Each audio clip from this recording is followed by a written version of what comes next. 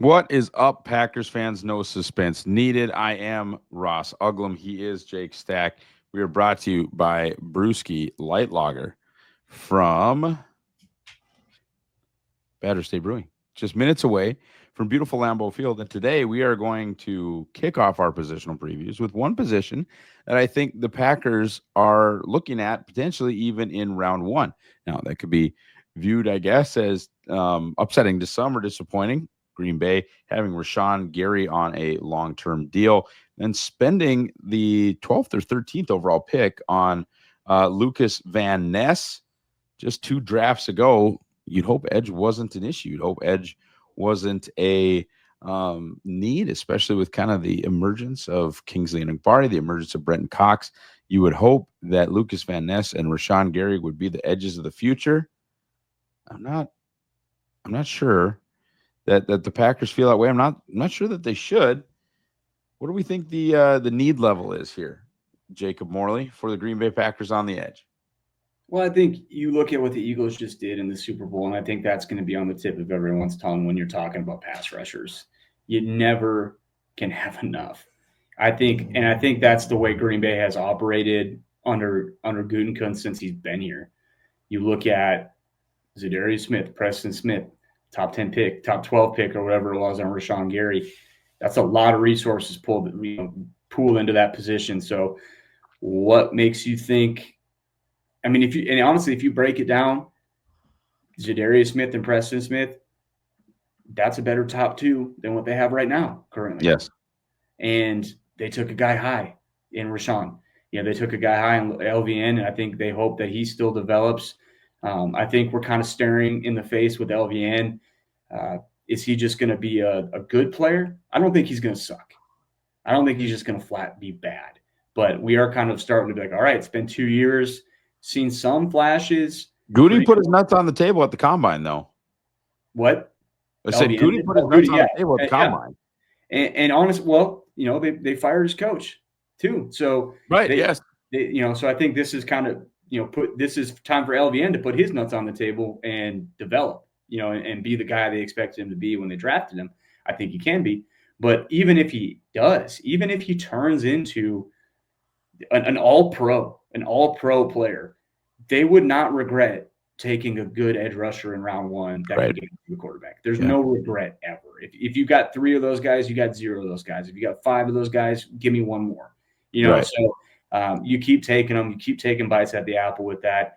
And this is a pretty solid class, I think, for the pass rush position. I know we're talking about edge today, but there are guys all over the place that can get after the quarterback in this draft. I would say this draft, the strength of this draft is putting quarterbacks on their butt. So they very well could take one high, and I would not be shocked at all.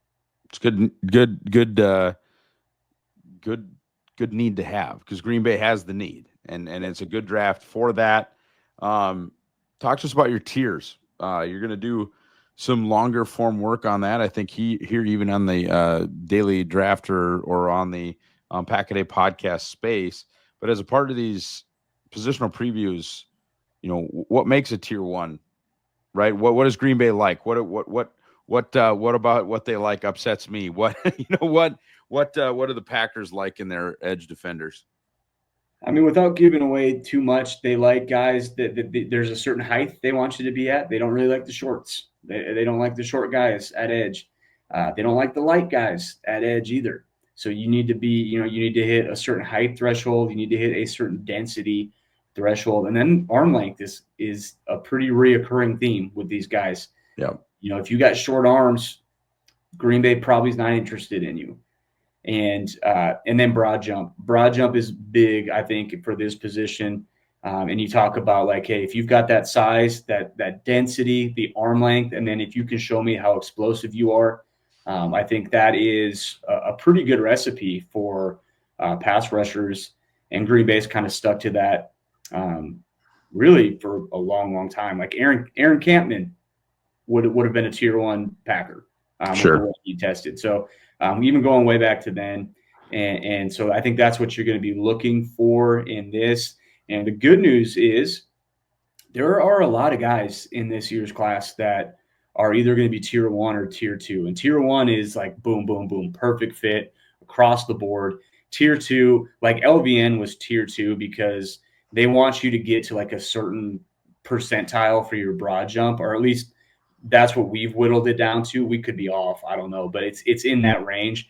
And the range that we have set, LVN was like 3 percentile points below it. So like he was right in that range. But like I said, there's a lot of guys in this class that I think are going to hit a lot of these thresholds. And there's one guy I want to talk about that is really interesting. What? Said that there's one guy you want to talk about that doesn't? He doesn't, but I think you could guide yourself into figuring out why Green Bay would want this player. And my frustration, I've kind of alluded to, like James Pierce Jr., 6'5", 243. I banged the drum for Chop Robinson. I banged the drum for Harold Landry.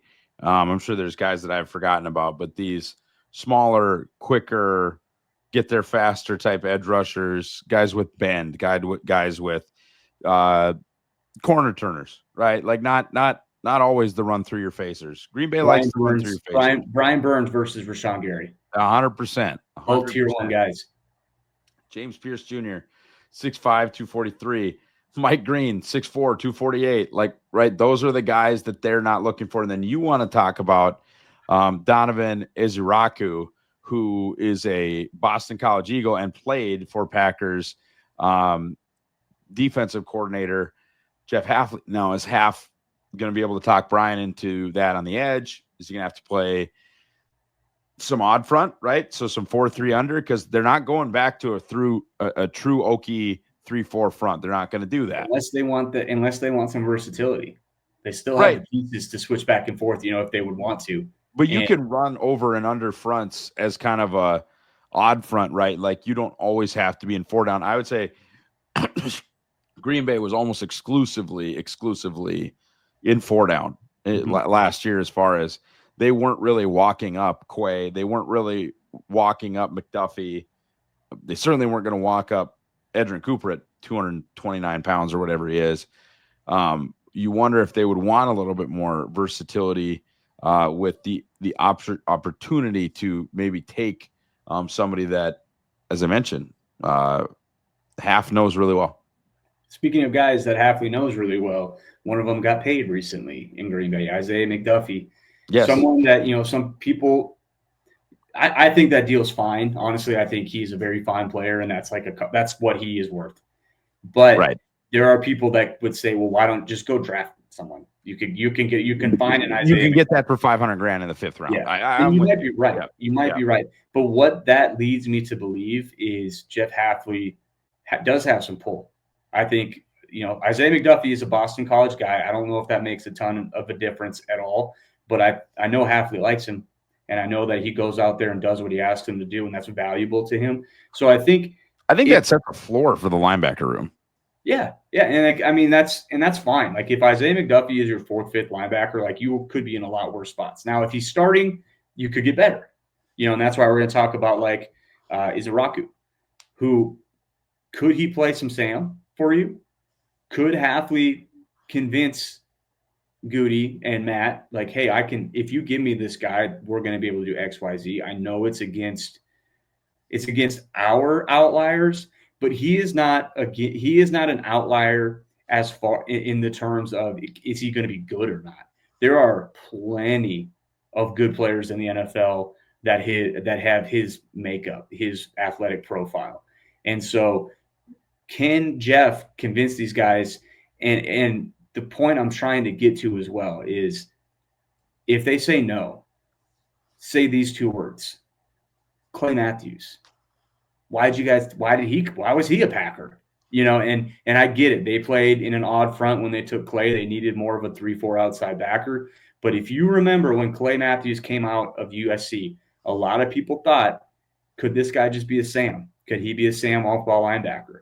Green Bay took him. The rest is history. I think he's their all-time leading sacker in Green Bay. I see a lot of Clay Matthews in Donovan Ezeiruaku, and I don't say that lightly.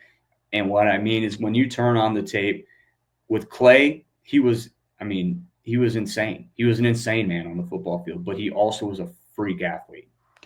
With Ezeiruaku, I see a lot of the same movement ability. I see a lot of the same quick twitch. I see a lot of the same intensity. So if there is someone that they're willing to kind of get outside of their bucket and say, this is a guy that I'm going to pound the table for, I think it's Ezeiruaku. And I would not be shocked at all. And I think that's his range. I think end of round 1 is probably his range. I think he tested into that range. At pick 23, I think that would be awesome. I think a lot of the people that would say just draft good football players, forget everything else, would like Ezeiruaku because first and foremost, he's a good football player who just so happened to test really well. Yeah, he is. And, it's funny. I made that comment. Somebody was talking about Mike Green. I think somebody prominent, Kuiper or somebody prominent had mocked Mike Green to the Packers. And I just said, probably not. They'll go to North Dakota State for a player. They'll go to Utah State for their quarterback. They'll go, to Fresno State for the Hall of Fame wide receiver and Devontae Adams. They'll do a lot of stuff. Marshall has nothing to do with it. If they thought you could play, they don't care if you played at Mayville State. Shout out the Comets. Yeah. They're not doing the short guys right now. They're not doing it. And I said to somebody on Twitter, like, yeah, they just aren't taking the clay types. And he responded, that makes sense. He's the all-time leading sack getter. Good thing they aren't drafting those guys anymore. And I was like, you got a point. The thing with Ezeiruaku, though, is he doesn't have, he's not 6'5", he's not 6'4", right. He's not 270, but he's got vines for arms. I mean, he has got the desired arm length that Green Bay loves, and that I think that's something that you can at least point to. Like, well, he's got that. He's at least got that. So we'll see. They can only take one player in the first round. We'll see who it is. But I really like him out of this edge class, and you can kind of connect the dots for him. Speaking of things that Green Bay loves, Shamar Stewart, probably the most popular Packers mock Shamar Stewart guy, because it was just like, it's everything that we know about what Green Bay likes, including the criticisms. Yep. Right? Low sack totals, but just space alien. And I thought he might be like a 9.91 or a 9.92 RAS guy. Now, we don't have agilities, but he's a 10.0. He is the number one, with the data we have, the number one defensive end in the history of the combine. 6'5", 267, 40-inch vert, nearly an 11-foot broad, running at a 4.59. I mean, he's going to be faster than Tedoroa McMillan at 6'5", 270. Like, and he cut weight. He cut weight to get to that. I think he plays at like 285, 290. This is a man from space who wasn't that productive. Mm-hmm. What I will say about that is he just had the Trayvon Walker combine. He ain't going to 23. I don't care that he only has 2.5 or 6.5 or however many and a half sacks it is. I hate he won't be their guy. I hate that whole conversation. He's not going to be there. Unless he is. I think you're right. He just had the Trayvon Walker combine. This is where someone in the top 12 is going to go, I mean, we have to try, right? Yeah. I mean, if he starts sliding, you start calling, I think, but I don't think he's going to slide. I mean, the buzz out of the combine too was one that was expected. People expected him to work out like that, and it was kind of just checking boxes for NFL teams. And then 3, in this year's draft class, like, there's not a ton of blue chip talent. There just isn't. And so a guy like him, which is similar, honestly, to the Trayvon Walker draft. I agree. Not a ton of blue chip talent, so let's take this guy. They probably should have taken Aiden Hutchinson, but whatever. Just so these guys can, they can slide to the top a little bit. There's not really a quarterback that someone's going to be pounding down the door to move up for. So are you shocked if he goes to New England at 4? Like, I'm not like jaw on the floor if that happens. No, I'm not either. I could see them really liking him. I could see the Vrabel falling in love with a guy like that and thinking like, hey, that's my wheelhouse. I'll teach him how to play edge, and he's going to be a star. So we'll see. I don't think, like you said, I hate the not going to be their guy too, but sometimes they're right. There's 22 guys that they'll be right about that won't be. I know. A couple of what I would consider tier 1 or 2s, just my guess, although one of them we don't have testing on. I want to talk about Landon Jackson, and I want to talk about Jordan Burch. Both are larges. Burch did not test. Landon Jackson did. Jacob Morley, your thoughts? So we just talked about Shamar Stewart. We just talked about how he is from Mars. Jordan Burch is not that far off from him as an athlete. And what I mean by that is he's also a guy that's like 280, 285. I think he ran a fake punt this last year for Oregon. Listed at 6'6", 295. Listed. I'm saying listed at 6'6", 295. Large man. He got up to almost 22 miles per hour as a runner. That's insanity. I mean, and I think he ran really fast. I think all he did was run at the combine, but he ran 40 time. So we have jumps or we don't have agilities. So we'll have to wait. We'll have to wait on him. The two things I would say for both of those guys is Green Bay would have to fudge a little bit on arm length. They are a little bit above preferred arm length, but not to the point where they're just going to toss them in the garbage heap. But I think both those guys will probably end up being tier 2s, like really close, tier 1, tier 2, which it's starting to kind of be the same bucket, with as far as what we know about them. And maybe we're off a little bit on certain things. That's why we have different tiers. But both those guys are super intriguing.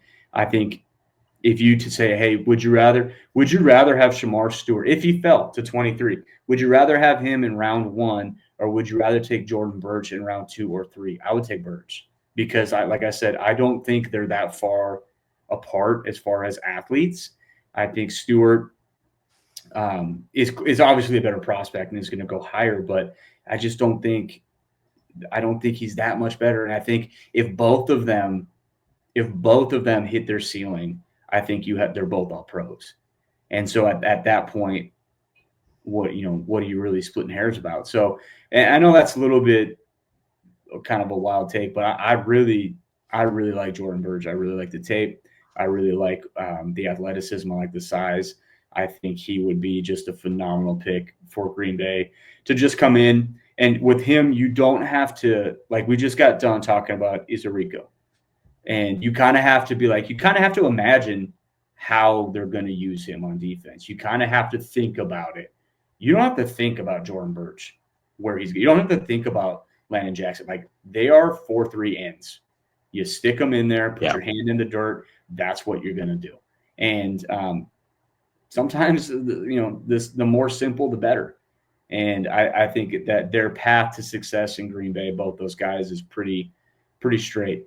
And a lot of times, too, Ross, this as well as anybody, fit situation is so important for these guys too. So I think both those guys would have a chance to really excel in Green Bay. I think those would both be great fits. I'm going to talk about two guys, one that the Packers might not want and one that they would. James Pierce Jr., man. And I guess I kind of only have time, if you will, to watch the tape. But even I have caught wind of some of the character stuff with him. That's people be like, oh, you're missing there's a lot of what happened with people with George Pickens, right? They're like, man, he's doing crazy stuff. He's blocking all that. It was a nightmare to have on your football team, and you're hearing some of that stuff with James Pierce Jr., but the tape is awesome. One of those kind of 6'4" or 6'5", 240 guys, like the dudes they're just not taking. But that doesn't mean that, to me, on tape, he's not a top 10 player, top 15 player in this class. To me, on tape. The other guy that's going to be a little bit more Packersy that we haven't talked about yet, that I actually think is one of the more Packersy prospects in this class, is Mikel Williams. He's right there with Shamar Stewart from the standpoint of a lack of productivity. But Georgia, 6'5", 265, and 20 years old, man. Like, he'll be 20 at the draft. Again, I get it, right? I can hear you guys screaming at me through your car radios. It's time to win now. It's time to win now. Now, did we get numbers for Mikel, or did he I don't think he did anything. I think he came in and got measured, and that is it. And off to Georgia's pro day. Right. Yeah. So we don't know what we don't know. But I mean, I think he's got it. I do. I think it might be 2 years away, and I can hear people screaming at me, but he is what they want. He's going to be a tier 1 fit. I agree. I agree. Just the size, the density, the arm length, check. Like, those are all things. And he's the type of guy that I think a lot of people haven't really talked about him falling to 23 or getting picked by Green Bay. But he is 100%, kind of like LVN when he was picked. Everyone just kind of went, oh, yeah, that makes a ton of sense. Even right. Jordan Morgan last year when he was picked, it was just kind of like no one really talked about him in round 1, but like, yeah, that's a Packer. That makes a ton of sense. And Mikel is very much in the same vein, where if they did take him at 23, you just go, okay, that's what they do. And he is a Packer. Like, he is very much what they have targeted in the past. Last two guys, the senior pair from Ohio State, Jack Sawyer, little baby T-Rex arms, not going to happen.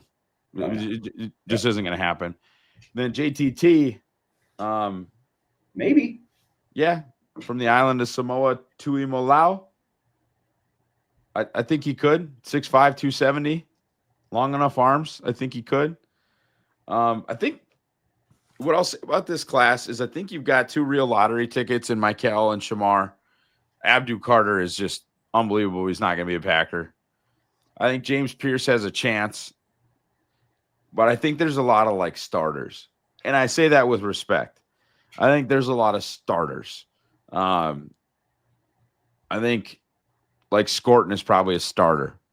Landon Jackson is a starter. He's an NFL starter. I think JTT is an NFL starter. I think Jared Ivey is probably an NFL starter. There's a lot of guys that I like as a starter. I don't know how many 10, 12, 14 sack guys there are in this class. Those guys are hard to find. They are. That's the other thing. Those guys are hard to find. Oh, yes. So that's I was talking to our buddy Peter Bukowski the other day just about the topic of edge rushers, and we were talking about Jared Ivey. And I just said, like, man, he's a good football player. I don't know how he's going to test. I think he's the size that they like. He's big. But I don't know if he's a freaky enough athlete, but he is kind of like a supercharged Kingsley Enagbare in the sense of his hand usage. He's just advanced. Like, he's going to be a good football player in the NFL. Is that 5 to 7 sacks a year for 8 years? What do you burn? Is that worth a 3rd round pick? I would say yes. Sure. But is he ever going to be Myles Garrett? No, probably no one is. Most aren't. Right. So he's good. But it was funny because the number I threw out, and this is going to be. I don't take this the wrong way if you're listening. I love Rashawn Gary, but I said, well, if you can be a 6 to 8 sack guy for 8 years, that's really valuable. And Peter goes, "You mean Rashawn Gary?"